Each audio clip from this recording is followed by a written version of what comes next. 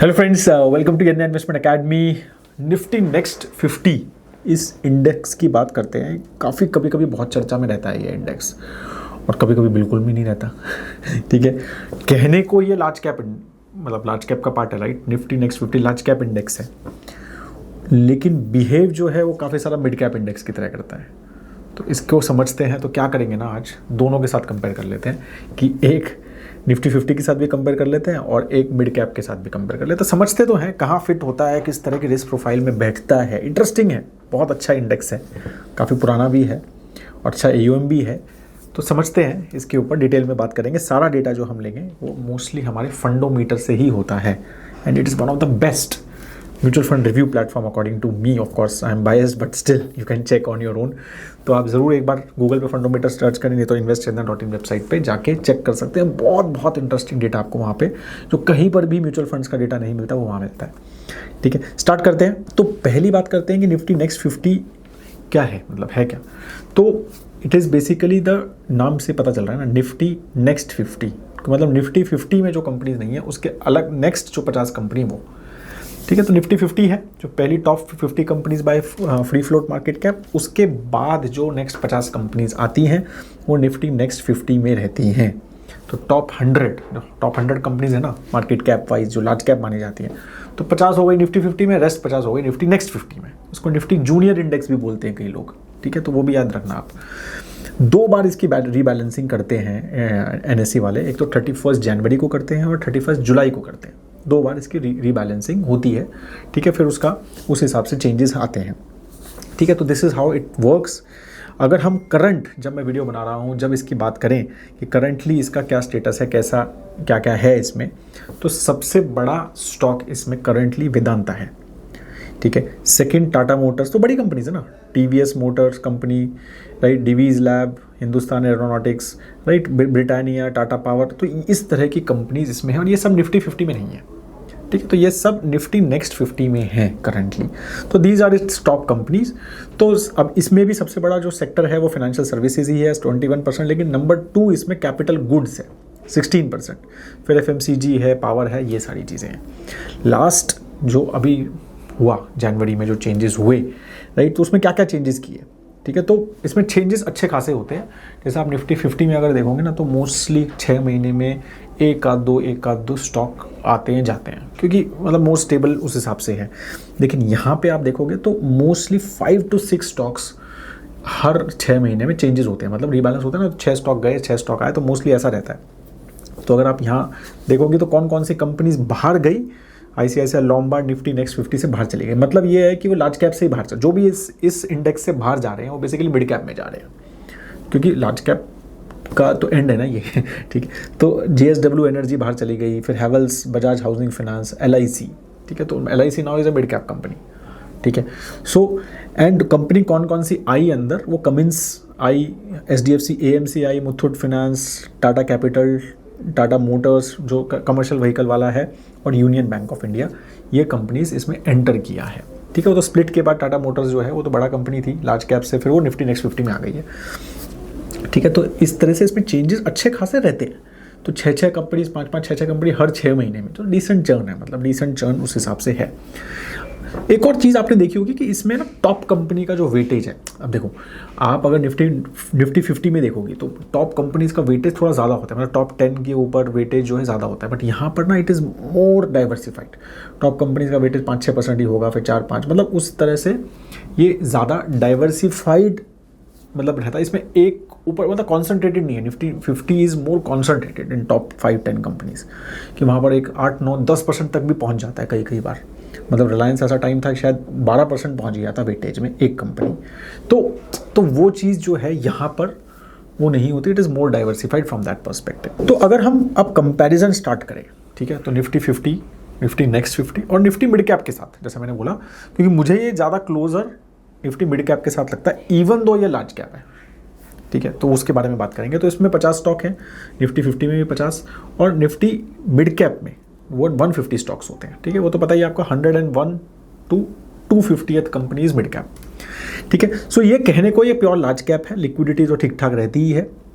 ठीक है, वोलेटिलिटी भी यहाँ पर ठीक ठाक रहती है। अब अगर हम ये वाला चार्ट आप देखोगे तो यू कैन सी कि how closer it is to mid cap than Nifty 50। और भी डिटेल में बात करेंगे, बट आपको यहाँ पर थोड़ा चीज़ें अच्छे से यहाँ पर और अच्छे से समझ आएगा कि ठीक है, जैसे यहाँ पर आप 1 ईयर आप यहाँ का स्टैंडर्ड डिविएशन निफ्टी 50 की 13.69, इसके 16.92 है और मिड कैप is 17, तो closer to that. Standard deviation का मतलब ये होता है ना आपको वोलेटिलिटी, ठीक है। स्टैंडर्ड डिविएशन अगर हम 5 ईयर का भी देखें तो it is actually higher than mid cap, right. तो मिड कैप से भी ज़्यादा वोलेटिलिटी इस इंडेक्स में है, ठीक है। तो ये इंटरेस्टिंग है, सेंस इंसेप्शन भी जो है इसका हायर है मिड कैप से, ठीक है। तो बट इंसेप्शन पॉइंट्स तो खैर अलग अलग हैं, तो I think it is not a right, इसको छोड़ ही दो आप, ठीक है। बीटा, अब देखो 1 ईयर तो चलो उसको हमने निफ्टी 50 को अगर बीटा लिया तो इट इज़ हायर रिस्क, ठीक है, both times with respect to Nifty 50 higher risk है, ठीक है। कोरिलेशन विद निफ्टी 50 वो मतलब उतना ही है जितना मिड कैप का है, राइट। तो पी रेशियो वाइज भी it is lower P ratio, mid cap का ज़्यादा है, तो पी कम है बट वोलेटिलिटी बहुत ज़्यादा है, ठीक है। डिविडेंड यील्ड भी यहाँ पर ज़्यादा है, ठीक है। तो ये सारी चीज़ें, और इंडेक्स के अगर हम 5 ईयर रिटर्न देखें तो 12.9% per annum, 99% per annum return है, मिड कैप के 17.5, तो उससे बेटर रिटर्न है, बट रिस्क ज़्यादा ले रहे हो, रिटर्न उतने अच्छे एटलीस्ट लास्ट 5 ईयर में। ऑफकोर्स अब last 5 year not a great, मतलब रिसेंसी बायस है, अब हम कैलेंडर रिटर्न्स में भी देखेंगे वो कि लास्ट 5 साल में मिड कैप स्मॉल कैप ने बहुत ज़्यादा अच्छा किया है, तो वो राइट कंपैरिजन नहीं है, बट है, मतलब ये चीज़ें समझनी है कि वोलेटिलिटी तो बहुत है, बट एटलीस्ट हम 5 साल के हिसाब से देखें तो उतने अच्छे रिटर्न नहीं आए हैं, तो मिड कैप ज़्यादा बेटर लग रहा है उस हिसाब से, नहीं।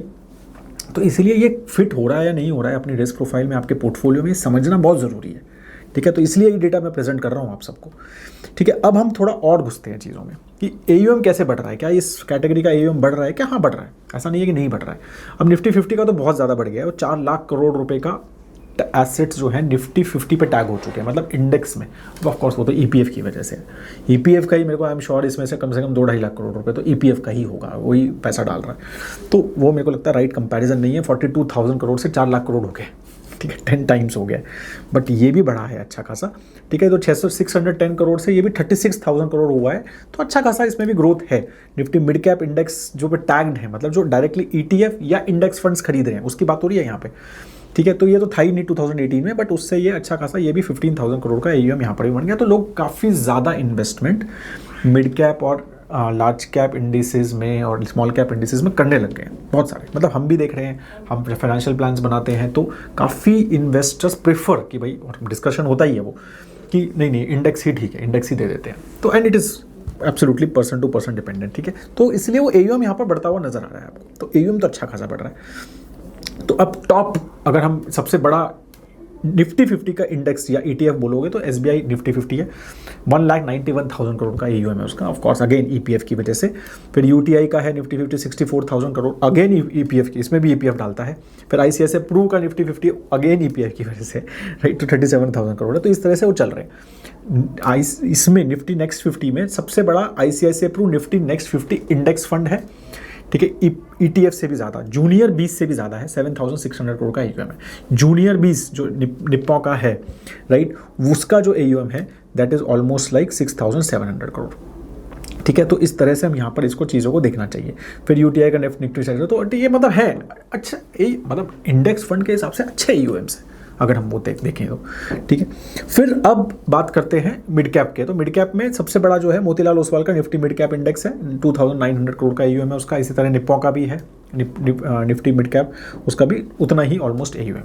तो अब हमने क्या किया, तो इस तरह से ये बड़े बड़े इंडेक्स फंड्स या ETFs हैं जो इन इंडिसेस की, जिसकी 3 की बात कर रहे हैं, उसमें टैग्ड है। तो हमने क्या किया ना, हमने कहा कि ठीक है टॉप वालों को कंपेयर कर लेते हैं, तो हम कैलेंडर रिटर्न्स वगैरह देख लेंगे, अब सब चीज़ें कर लेंगे।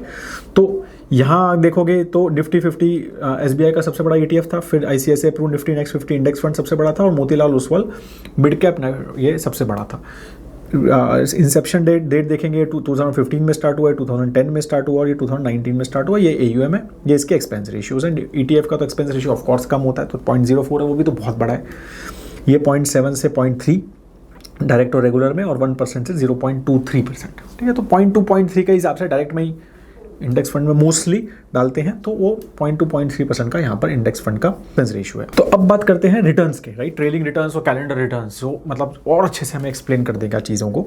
तो ये है 29 अप्रैल 2026 तक का ट्रेलिंग रिटर्न डेटा तीनों इंडेक्स का, ठीक है। तीनों मतलब मैंने ये तीनों जो ETFs एक लिया, एक इंडेक्स फंड लिया और एक 2 इंडेक्स फंड ले लिए, ठीक है, जो बड़े बड़े हैं। अब अगर YTD देखें, बहुत इंटरेस्टिंग है ये भी नंबर्स की, YTD देखोगे तो निफ्टी 50 जो सबसे सेफेस्ट माना जाए, सबसे ज़्यादा गिरा है, 7.4% गिरा है। 1 ईयर में भी 0.4% ही रिटर्न है निफ्टी 50 के, ठीक है। जब कहने को मतलब बोल रहे हैं ना वॉर है, ये है, वो है, स्मॉल मिड कैप ज़्यादा गिरेगा, तो सबसे ज़्यादा लार्ज कैप गिरा हुआ है, ठीक है। तो वो अलग चीज़ है डिस्कशन की। बट निफ्टी नेक्स्ट 50 अगर आप देखोगे तो 9.3% रिटर्न है लास्ट 1 ईयर में, मिड कैप के ज़्यादा है। 3 ईयर्स में भी 22% रिटर्न है निफ्टी नेक्स्ट 50 के, लेकिन मिड कैप के जब भी ज़्यादा है। तो मतलब अगर आप देखोगे 135 ईयर्स में 7 ईयर्स का तो मिड कैप का डेटा ही नहीं है, क्योंकि वो फंड ही नहीं था 2019 से पहले। तो 5 ईयर्स तक लगातार फंड, लेकिन लार्ज कैप से भी ज़्यादा, निफ्टी 50 से भी निफ्टी नेक्स्ट 50 ज़्यादा है, लेकिन निफ्टी मिड कैप से कम है अगर हम ट्रेलिंग देखें। लेकिन ये ट्रेलिंग हमें अच्छे से समझा नहीं पा रहा है चीज़ें। अब हम देखते हैं कैलेंडर, ये बहुत अच्छे से समझा पाएगा चीज़ों को, ठीक है। तो देखते हैं लास्ट 6 साल का ही डेटा देखते हैं, क्योंकि उससे पहले तो फिर मिड कैप का था ही नहीं डेटा। अब बहुत इंटरेस्टिंग डेटा देखो, 2025 में सबसे अच्छा रिटर्न जो है निफ्टी 50 का ही था, 11.4%। मिड कैप और निफ्टी नेक्स्ट 50 के रिटर्न ज़्यादा अच्छे नहीं थे। अगर हम कैलेंडर रिटर्न देखें, अब देखो एक साल में कितनी सिचुएशन चेंज हो गई, एक साल में कैसा लग रहा था डेटा और अब कैलेंडर में कैसा लग रहा है, ठीक है। 2024 में निफ्टी नेक्स्ट 50 ने बहुत ज़बरदस्त परफॉर्म किया, और इसीलिए बहुत ज़्यादा लोगों ने 2024 में हमें पूछा निफ्टी नेक्स्ट 50 में डाल दूँ क्या, और यहाँ लिखा 27% रिटर्न, इवन मिड कैप से ज़्यादा। लेकिन 2023 वॉज डिफरेंट। 2023 में mid cap did exceptionally well. 2022 में वर्स्ट परफॉर्मर था तीनों में से निफ्टी नेक्स्ट 50। फिर 2021 में mid cap did exceptionally well. फिर 2020 में भी वर्स्ट परफॉर्मर था। तो बेसिकली आप चीज़ें समझ रहे हैं राइट, कि यहाँ पे ना वोलेटिलिटी है निफ्टी नेक्स्ट 50 में। मतलब या तो ये एकदम 1.7 3 पॉइंट, देखो अब इसमें भी वर्स्ट परफॉर्मर या top performer, second performer, worst performer, second performer, second performer. अब सेकंड किससे है, यहाँ वर्स्ट परफॉर्मर है, तो वो चीज़ अलग है। लेकिन ये ना सबके लिए नहीं है, मैं वही कह रहा हूँ आपको, बहुत बार ये चीज़ समझ रहे हो, वोलेटिलिटी इसकी उतनी ही है, रिस्क ये मिड कैप जितना ले रहा है। अगर हम लास्ट 5 साल का डेटा देखें, ऑफ कोर्स ये स्क्यूड डेटा है। अब उससे पहले चले जाएंगे तो 2018 में तो उसने -8% रिटर्न भी दिए हैं, ठीक है। और उस time I am sure mid cap के भी बहुत कम, 18-19 में मिड कैप ने भी कुछ ज़्यादा रिटर्न नहीं दिए हैं। तो पॉइंट ये है कि इसके जो रिटर्न है ना, हमें ना मिड कैप के साथ ही कंपेयर करने चाहिए, ठीक है। और वो बहुत ज़्यादा अच्छे नहीं है, एटलीस्ट लास्ट 5 साल में तो नहीं है बहुत सारे अच्छे। अब आगे हो जाएंगे तो अलग बात है, लेकिन 5 साल में बहुत अच्छे नहीं है। तो मतलब यहाँ से जो ये मतलब निष्कर्ष निकल के ये आ रहा है कि निफ्टी नेक्स्ट 50 से अच्छा मिड कैप ले लो, एटलीस्ट 5 साल का तो यही ट्रेंड है। तो और लंबा देखेंगे तो बात अलग हो जाएगी, थोड़ा सा ट्रेंड हो सकता है चेंज हो जाए, लेकिन यही ट्रेंड है लास्ट 5 ईयर्स का, तो ठीक है। तो that's what I just wanted to tell you कि रिस्क उतना ही ले रहे हो आप निफ्टी नेक्स्ट 50 में, कहने को लार्ज कैप है, ठीक है। That is all. If you still have any question, आपको कुछ और डेटा समझना है, ये है वो है, तो प्लीज़ इस तरह के कमेंट्स में डालते रहा कीजिए। अच्छा, ये जो म्यूचुअल फंड मंडे है ना, अभी सैटरडे को शिफ्ट हो गया है। मेरी टीम ने मुझे बोला कि सैटरडे को करो, वो बेटर चलेगा, तो लेट्स ट्राई। तो सीज़न 2 ही चल रहा है म्यूचुअल फंड मंडे का, लेकिन अब सैटरडे को करेंगे, तो इसका नाम म्यूचुअल फंड स्पेशल्स कर दिया है। तो लेट्स सी, सैटरडे को मिलेंगे अब नेक्स्ट हम with new mutual fund video. That is all. Have a great time ahead दोस्तों। जय हिंद।